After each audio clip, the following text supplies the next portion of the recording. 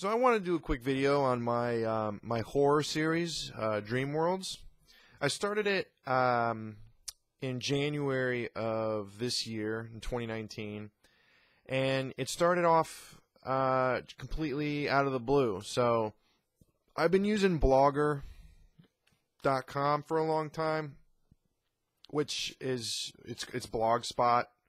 It's like a free web-based like journal type thing. I've been using that for about almost 10 years now. I started using it in college for more personal writing, and since then I've used it for personal writing, some short stories, some poetry, and things like that. But early this year, I got this itch that I wanted to write a horror story, and I had just finished reading The Terror by Dan Simmons, and I wanted to write something that was horror related. I'd always, wanted to write something horror for like the past couple of years, and never really knew what I wanted to write about. And then I got into Lovecraft, and his horror writing really inspired my writing, and I wrote a couple shorts that were related to his, and it just going from there. I wanted to find my own, style. But it was tough. But then, one day I just sat down and I started writing Dreamworlds, which is about this guy who makes a pact with it's supposed to be like a demon in the beginning, but then once the story goes on, you figure out more what it is. I'm not going to spoil it, just in case for the people who haven't read it. But it's my take, or it's my attempt at a horror story. It's broken into 4 parts. They're all the chapters are really short. They're really quick reads because I was writing it in pieces. So I was writing maybe 1,000, 1,200, 1,500 words a day for each post. So they're really quick. And then I would post it, and and I would write another one, and I wait the next day. So I was making it really digestible for anyone who wanted to read it. Plus, that quick piecemeal presentation made it really easy to kind of jump in and out of different perspectives and try different things. Like I would write in first person present, first person past, different third person. I was trying to just mess around and do a bunch of different styles and a bunch of different takes and a bunch of different characters and stuff like that, just to try and flesh out my own writing ability, which that whole thing was kind of like a writing exercise, because I wrote every day for 2 months essentially, and I ended up writing over almost 70,000 words. Like I said, it was a 4-part thing. The first part being about the main character Reginald, and it's all first person. It's about his journey with this demon that he makes a pact with, which is in the first chapter, so I'm not really spoiling anything, because the first chapter is called The Pact.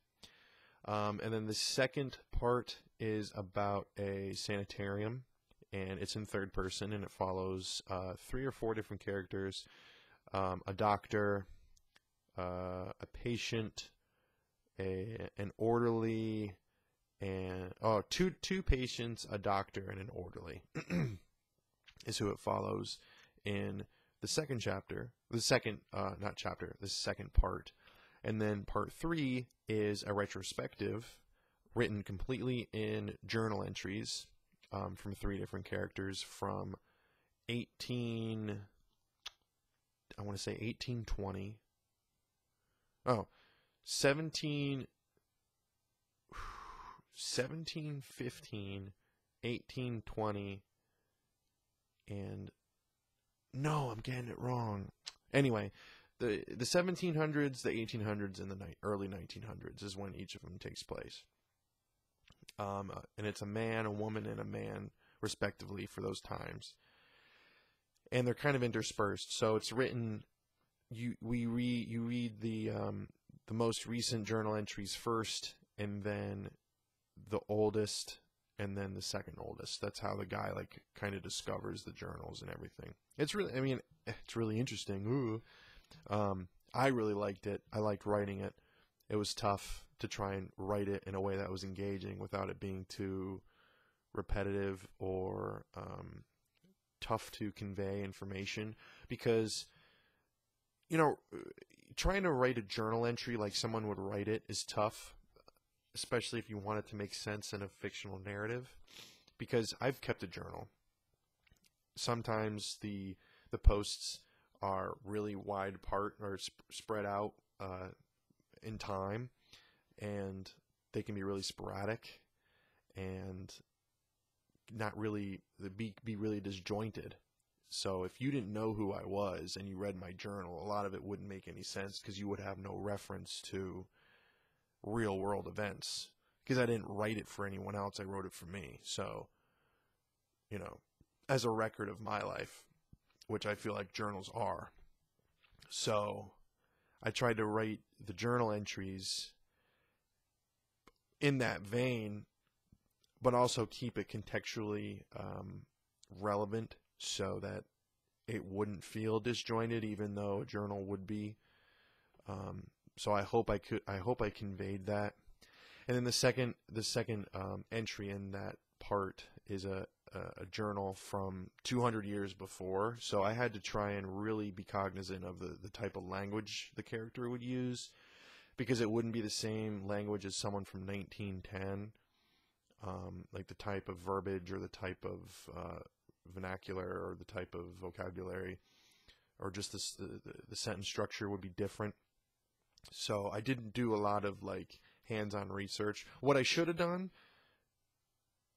was read like Frankenstein again before writing those sections, so that I could get in the right voice. And when I rewrite them, I might actually go back and do that, because I realized that after I read Frankenstein, since that was written in the late 1800s, no, that one was in the early 1800s, if I'm correct. I can't remember. I'm going to look that up real quick. While I'm looking, I'll try to keep talking. So when I read Frankenstein for the first time, well, I guess the second time when I was an adult, I realized that when I was done, my internal monologue really sounded like the characters in the book, because I had synthesized it so well, and it was kind of annoying. 1818, okay, so yeah, it was an early 1800s book, so that it might actually work out for either of those, the second two entries in that part, because they're both gonna have that older vernacular, which I might have to reiterate on. But anyway, so the second part is, the second part is the sanitarium, and the third part is the journal entries revolving around this cemetery. And then the fourth part is kind of a culmination. It's where all of the characters from the previous ones kind of culminate to this conclusion that I'm not really going to go into, but it gets a little bit more meta. So in the first three parts, it's completely first person or third person narrative structure, but then in the fourth one, I interject an omniscient narrator who has his own chapters, his or her own chapters, that kind of explain some exposition that kind of goes into a more philosophical tone about certain things that are happening. And I feel like out of all of the pieces, that one might be the most disjointed, because some chapters will be like, this is the story, the characters are doing this, and the next chapter will be, in relation to this story plot device or whatever, this is the history behind it, but it's written in a way that's kind of like storybooky. At least that's how I tried to portray it. I don't know if it came across that way. You can let me know. And then it culminates in the ending, and the ending's kind of ambiguous and all that sort of thing. And when I got finished with that in March, I already had a couple ideas that I wanted. Actually, before I even got finished, I had a couple ideas for spin-offs, and some other things that were, kind of fresh in my mind, related to music or related to other things that inspired me. But I kind of put it all on the back burner because I got depressed and all this life stuff happened and yada, yada, yada. But before I stopped posting, I put up a bunch of old sci-fi horror shorts that I had written a couple years before. That's what I named Praxis. So the Praxis pieces are in no way related to the Pact and all that stuff. They are a completely different story. That's why they have a different heading than the other ones. And why, after the first section of the Pact, none of the other chapters have sub-chapter names. They're just numbered. Because I didn't do that for the other ones, but Praxis does have sub-chapter names, because when I was writing that story, I was writing it as like a bunch of sort of like an anthology in a way, because none of the characters overlapped, but they were all affected by the same phenomenon, and I tried to put them in a certain chronological order, so you could see sort of a progression of the issue as it went through a bunch of different people's lives. That never got completely finished, so what is up right now is kind of a work in progress. I'm missing, I think, like 4 vignettes that I never finished to kind of round out the story. The beginning and the ending are in there. They're actually swapped in the narrative chronologically. Like the chronological beginning is at the end, and the chronological ending is at the beginning. But like I said, those 4 last vignettes I never finished, and I don't know if I'll ever go back to do those or not, because that's something I haven't really worked on or looked at in a couple years. But I wanted to put it up for people to read if they wanted to read it. I never got any feedback on it, which I don't get a lot of feedback on a lot of stuff that I put out there, but it has clicks. People read it or they didn't, whatever. But this new one that I'm putting out is, just to pitch it, it's a kind of a crime noir. I'm trying to do one of those. So it's set in mid-century America. So it's between 1930 and 1959. I don't have a hard date for any of that. I don't have a hard date for it. I don't even have a hard city for it. I have a city in my head while I'm writing, but I don't want to necessarily put it there, even though I think I might have already. I'll have to look back and change it if I have to. But it is in America. It's mid-century America. And it is in the same universe as the first story, the Pact story, but it isn't a direct continuation of that story. There is a little bit of worldly overlap, but it'll that'll all make sense the farther I get into it. And if you had read the original ones, and you don't necessarily have to. I'm writing this like a standalone, but it is related. So if you have read both, you can have some kind of takeaway. And then I also have a direct spin-off in mind that follows a character from the original story after the events of her part in the story. So she's the character from the 1800s, and I want to follow her story farther because she plays a larger role in the world, and what she's capable of and all that sort of stuff really intrigued me, because contrary to popular belief, I like writing female characters. It's just I want to write female.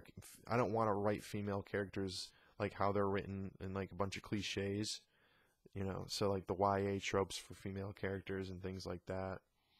And I'm guilty of writing women badly.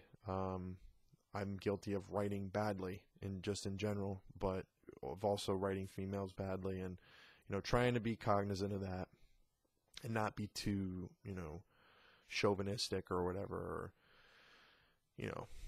non-representative with my writing, which the way I try to look at it, especially with my first horror story, is that they're period pieces. They're written for their time in history, so I try to reflect society as well as I could based on what I know. So it's not gonna be like mind-bending or subversive in any social ways, which you can be upset about that or not, but I just wanted to write it as it seemed, like as it was historically relevant. But then the spin-offs that I'm writing, like the one that I'm writing now, which is sort of a spin-off, and the one that I want to write about the female character, those will subvert expectations, because I wanted the initial one to sort of fall into some sort of guidelines to kind of build an audience with, and then take that audience from there into these other ideas that I have. So I don't know if that'll work or if anyone will like it or anything like that, but that's kind of the ideas that I have behind that story, that series of stuff. And this by no means means that I'm going to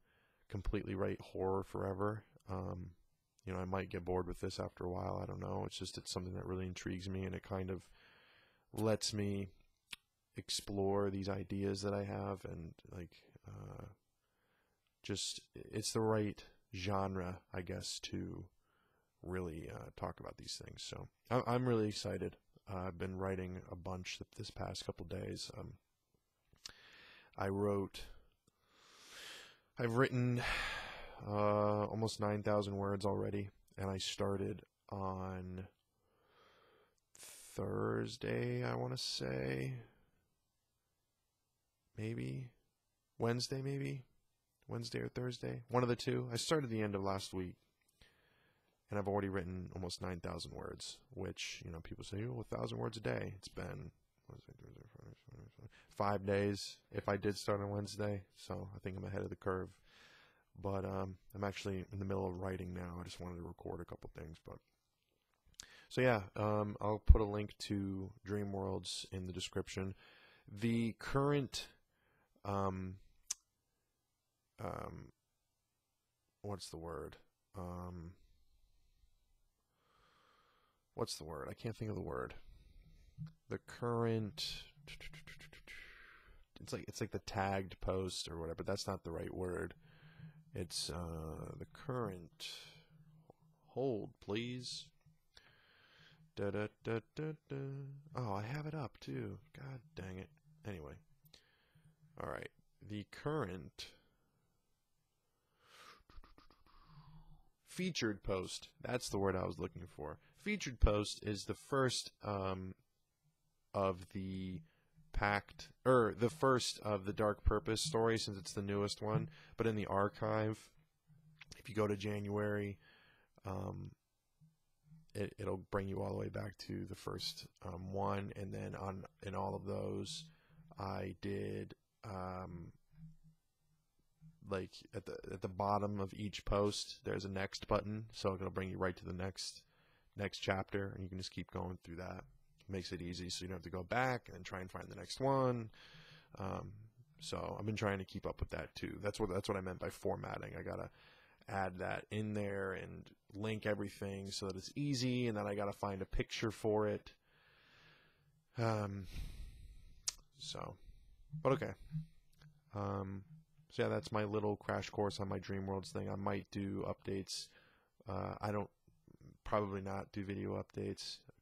This is more of just like an introduction to that, because a lot of people haven't really looked into it yet. Or if you have, I really appreciate you reading my work, giving me feedback, the ones who have, and just the ones who have enjoyed it. I write for me, but I also write for other people to read, and I really like it when my writing can click with somebody, because that's part of it, you know. Writing is my way of expressing myself. You know, it's a really cliche way to describe it, but it is. It's probably one of the best ways that I can describe. Or um, um, I just said the word. I don't even remember what I said. Uh, anyway, gosh, I can't believe I blanked on a word I just said 2 seconds ago. Anyway, um, man, I'm fine. What did I just say? I keep wanting to say represent, but that's not the right word. Anyway, and I've said anyway like 4 times now. Um, thank you for reading my writing. I really appreciate it. The people who shared the page, people who liked the page, people who gave me feedback, give me more. Try and be nice though. um, but yeah, check out Dreamworlds. It's some really gory stuff, especially the first part of the first story. Like, I went fucking balls to the wall with how crazy it is, and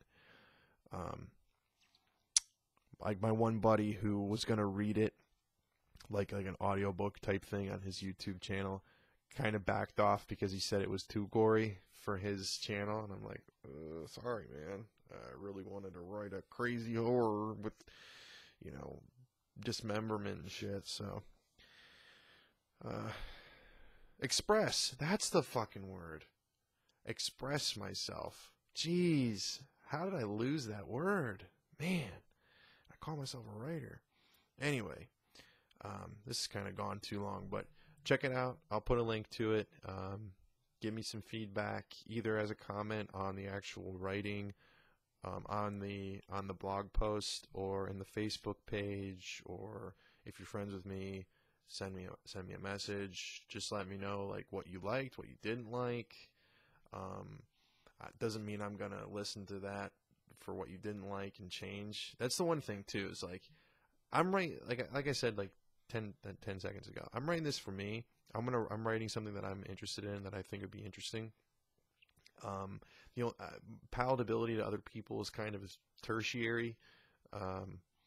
It's more of like, I'm putting this out there, and if you click with it, cool. If you don't, sorry. But, you know, having an audience is nice either way. But yeah, read it. Let me know.